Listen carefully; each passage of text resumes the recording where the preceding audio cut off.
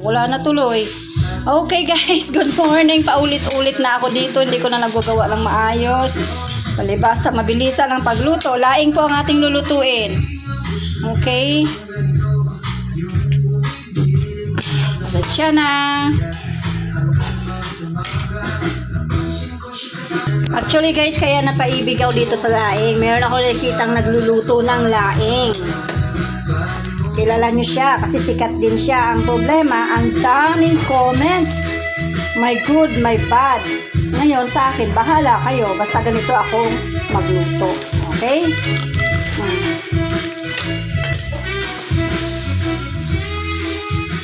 Alam ko marami na itong isang balot na to eh.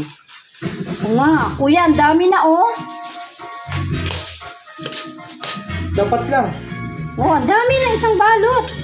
600 mo naman gawin. No, mura lang to ya. 29 lang. 29 lang to. Pagkasama. Tapos, Okay guys, naglalagay din po ako ng cubes. Naglagay ako ng pork and chicken. Tingnan natin na lang kung anong kalabasan nito. Okay? Basta ganun lang. Ganun lang. Ganun lang.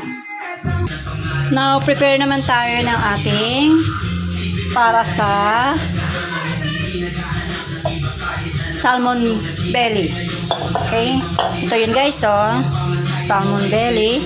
I-grilled lang natin para may partner yung ating laing. Okay?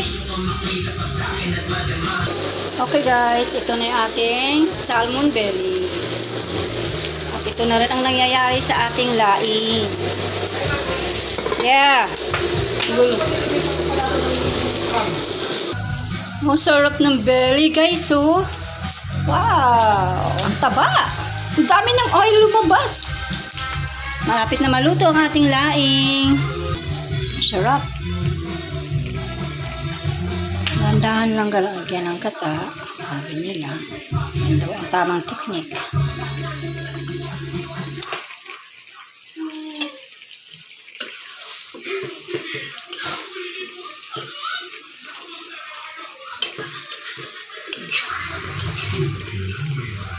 Nalagyan na rin natin yun ng tinapa.